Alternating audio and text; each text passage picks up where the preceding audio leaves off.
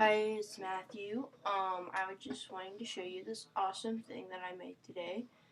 Lots of buttons and signs, but I made a redstone computer today. It adds, but most of it is just memory and busing. The only real adding part is this. This is the only real computer logic. The rest is just, taking it from one place to another and then storing, which is like really small too. So, this is the input, binary input in your display. And over here is my shoutouts to SwiftX16. He's the guy I used his adder design. Archosaur for his, he had an ALU tutorial and it helped explain almost all of this to me. Swift something. I don't ever remember it. He was the guy who made the Bluestone computer, and that was originally my idol, and I like that. And then I don't remember who it was, but they were the guy whose memory unit I'm using. It is the single YT flip flop. So just to get those out of the way, So I'm gonna show you guys how to program this and how it runs, and mainly just to show you guys that it's actually kind of easy to make.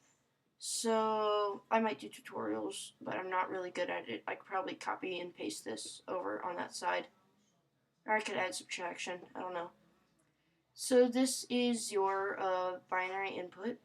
Usually, if I ever do figure out how to download this world and let other people look at it, I'll probably put a chest right there with a book in it that has all the binary codes for size it can go.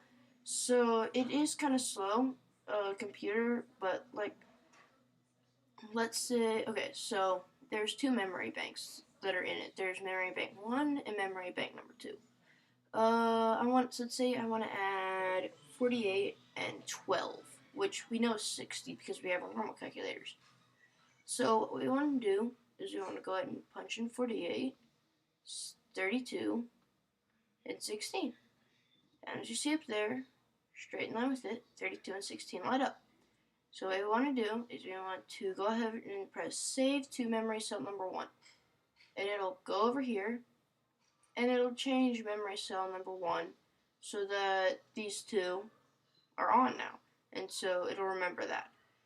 And so the next number. Now remember, we put those up there, right? And we have a few of them. Instead of just pressing those buttons again to turn them off, come over here, reset panel. Okay, but let's say we forgot what we put in number 1. We can't remember because we want to do something else.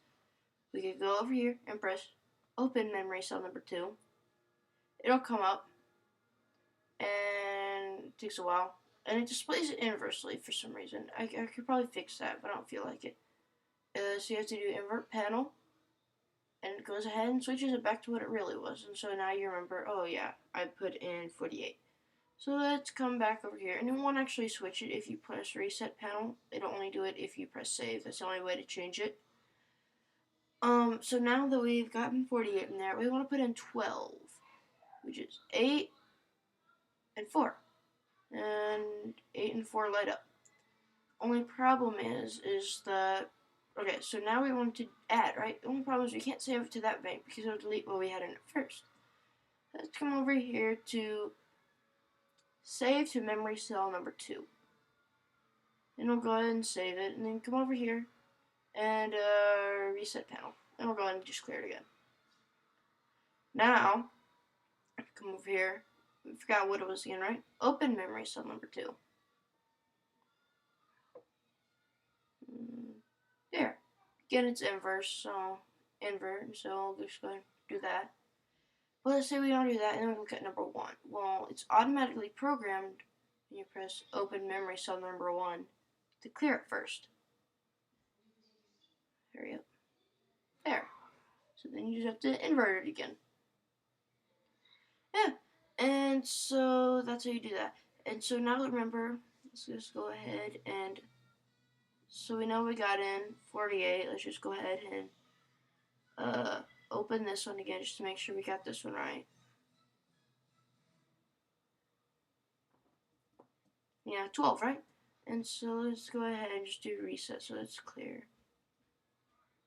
What I'll do is I'll go ahead and switch on a few of these. Then we come over here. We'll press add.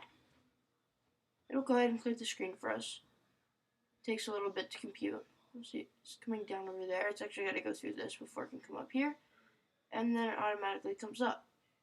32, 16, 8, and 4. 60. If you guys don't know how to add that, that's 32 and 8 right there make 40, plus the 10 from there makes 50, and then that 6 plus 4 makes another 10, which is 60. And so yeah, that's how that works. And so I'm gonna go ahead and it does work pretty good. Reset panel. I want to actually show you what happens when you add all of them, right? Oh wait, I haven't actually programmed that. The only thing I still have to do is for this one, I will add it so that if this is the adding part, right? And so whenever it starts over here with the first 2 digits you put in. So like, say you're adding 2 and 2. No, let's say 1 and 1. 1 from the first number and 1 from the second number will come in. But it's not going to output that because 2 is 1, 0. So it'll take it over here and it'll say, hey, output here and not here. And so this little thing right here is called the carryover. And so at the end, what happens if this doesn't need to be 1 or a 0, it needs to be 0, but the next one needs to be a 1. We only have one output, so you would have to take this carryover. I could have done this beforehand. And, just on one more little wire set down and then wrap it around. Probably keep it on the outside, keep it separate from them. And run it all the way down here, in which case you would probably wire it back up to here. Now, all of this does look confusing, but I'll try to explain it in a different episode. So yes, this light can be used for certain stuff. But if all are, it couldn't happen. But if all are on, including the extra lamp, it's wrong. Because you can't get that. Trust me. And so yeah. Oh yeah, so this is just adding, right? I'm going to add subtracting, multiplying, and dividing later. But that'll be easy. So basically this is the first memory bank. It's just T flip-flop. Whenever you want to add something to these 8 T flip-flops, it just resets them and then says, okay, you're on, you're off, you're on, off, on. Actually, it says you're on, you're off, you're off, you're on, you're on, you're on, and you're on. And then to add it, I'll go ahead and set it up here, and then it'll come over this way, and it'll go over to here. And this is kind of the confusing part. It's a mumble jumbled, but it ends up so that the top one goes to the left of each of these little units, and also for the other side, I have the same thing hooked up, except this one goes under it, and it goes to the right one. So every one of those cells will get the next one of these. And then what I do is I take the end product of all of these cells and I bring them back together here. I run them down. And right here, I make it so that it won't actually go and display it on the screen until I turn all of these torches off. And then it can come down, because if not, you have multiple things all coming down here at the same time from the displays of both of those. And then the way that it displays what information is in here is it sends it down this way and around this loop and over to here and into this thing, which is where we got that from. And these all come back into the screen. And then the same one for that memory cell, it just comes down here over onto this little highway bus, and then it goes over there. Yeah, Christmas stories playing in the background, so this is awesome. So yeah, this is just my very first computer, and I really like it. It's an 8-bit. It has 2 8-bit holders, and then also it's the display screen too, but it can't be put into that. I might do that. One of the things I might do instead of adding, subtracting, multiplying, and dividing is I might make it so that you can do like algebra. So like this equals this plus x. This plus this equals that. And what is that? I might do that, but that seems hard. I could easily just put subtracting, multiplying, and dividing, and just tire those out. And then from there, you know, do like that over and over again and be like really, really laggy. And my game only crashed 3 times while making this.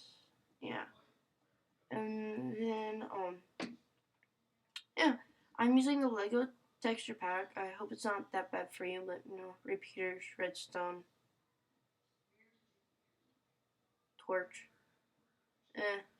signs. That's glowstone, by the way, to provide light. So yeah, I just thought I'd show this. I wanted to get a video out because I have, like, no good videos out. So yeah. And this does use epically normal binary code base too.